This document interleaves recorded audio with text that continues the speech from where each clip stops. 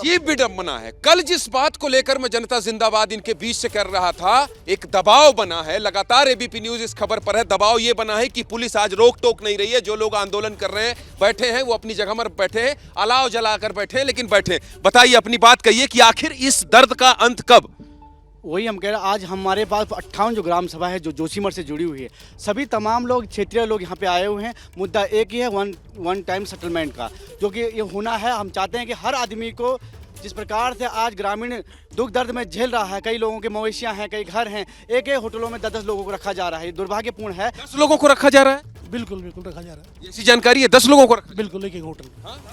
नगर पालिका हॉल में 10 से ज़्यादा लोग हैं। वहीं मैं आ रहा हूँ। एक टॉयलेट है जहां उनके ससुर, बहू, दामाद सब एक साथ रह रहे हैं। नगर पालिका हॉल है वहाँ। यहाँ तो जब हम दिखा रहे हैं खबर, तो लोग कह रहे हैं कि नहीं, रहने की व्यवस्था सबकी बढ़िया है जहाँ पे उनको रखा जा रहा है।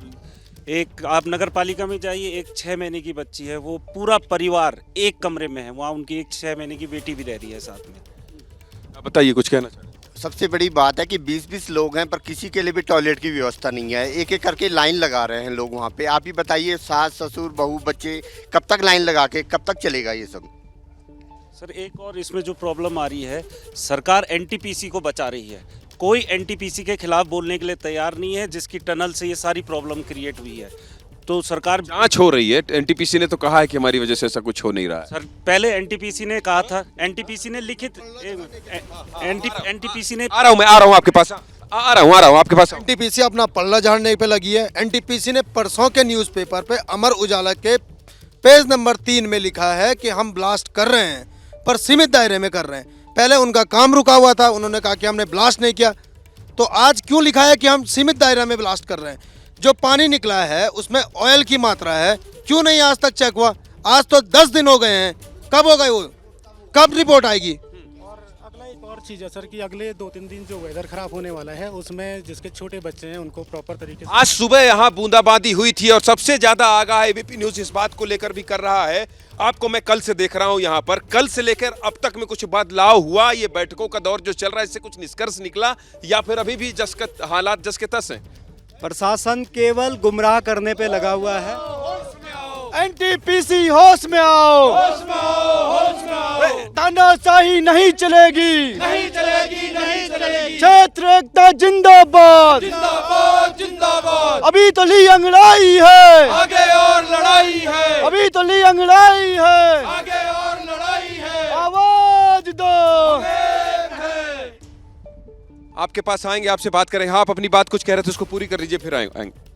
प्रशासन पूर्ण रूप से गुमराह करने पे लगा हुआ है। 2 बार की बैठकें हो चुकी है। एक बार मुख्यमंत्री के सचिव के मीनाक्षी सुंदरम जी के साथ, और एक बार सीडीओ जी अपने बातों को लेकर बैठक में गए थे। मैं बैठक में था। बताइए, हुआ क्या? उन्होंने जो है बैठक में सिर्फ इस बात को कहा है कि आप हम बताइए कि बाजार मूल्य के आधार पे हम आपको वो देंगे, जो उसका मुआवजा है वो देंगे। और उन्होंने एक मिनट्स जो बनाए थे उसमें कहा गया कि वरुणावत, जो उत्तरकाशी में एक आपदा आई थी वरुणावत पे, उसके तर्ज पे हम मुआवजा देंगे। हमने कहा इसे स्वीकार्य नहीं है, हमें आप बद्रीनाथ जी के तर्ज पे दीजिए, जो वहाँ पे मास्टर प्लान पे लागू किया गया था। वो कहने लगी है पॉसिबल नहीं है, वो एक विशेष पैकेज के तहत किया गया था। फिर हमने उनसे कहा कि आप जो है, कोई तो होगा बीच का रास्ता। चलिए, बद्रीनाथ वाला मुआवजा अगर नहीं कहा, देखिए हमने उनसे कहा, एक प्राकृतिक आपदा 2013 में जब आई थी केदारनाथ वाली, उसमें जो पैकेज दिया गया था, उस पैकेज के आधार पे आप हमें मुआवजा दीजिए।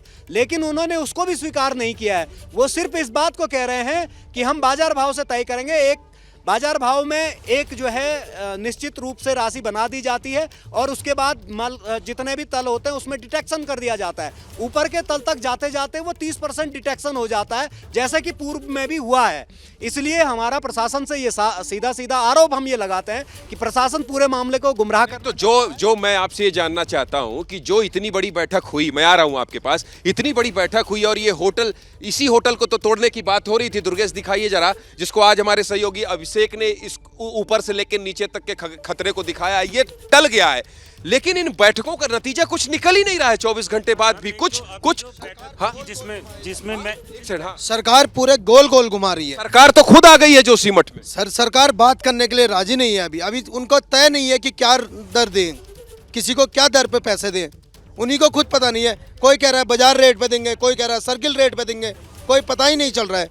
तक ये डिसाइड नहीं हो जाता हम लोग यहीं पे हैं तब तक। यही अच्छा, एसडीआरएफ के कमांडेंट से आपकी सुबह बात हो रही थी, तो सुबह तक ये जो बात आपने की थी उसके आधार पर अब से ये था कि आज ही इसको गिराने का काम किया जाएगा। नहीं, इसको गिराने का नहीं था ज्ञानेंद्र, इसको लेकर के था कि बातचीत होगी, लेकिन चूंकि बारिश का अंदेशा है, आप जानते हैं बारिश का अलर्ट है, तो उनका बूंदाबांदी भी हुई थी। बिल्कुल, ऊपर पहाड़ में बारिश भी हुई है। उनका कहना था कि इस स्थिति में यहाँ से लेके नीचे तक, जेपी कॉलोनी तक जो नीचे के मकान हैं उनको इवैक्यूएट करवाया जाएगा। इसको देखते हुए कि खुदा ना खास्ता ऐसा कतई नहीं होना चाहिए, कोई नहीं ये सोचता है कि ऐसा हो, लेकिन बाय द वे अगर कुछ ऐसा होता है तो नीचे तक वो जनहानि ना होने पाए, उसके लिए वो उसकी तैयारी कर दे। जैसे ही घड़ी का काटा दोपहर 2:30 पे आए, बबीता जी का दिल सास बहू साजिश के लिए मचल जाए। और ये है इनकी बहू, पूरे दिन ऑफिस की टेंशन हो जाए गॉन जब ये करें अपना फेवरेट शो फ्री टाइम पे ऑन। इनकी तरह आप भी देखिए अपना फेवरेट शो अपने टाइम पर और डाउनलोड कीजिए एबीपी लाइव ऐप अपने स्मार्ट टीवी पर।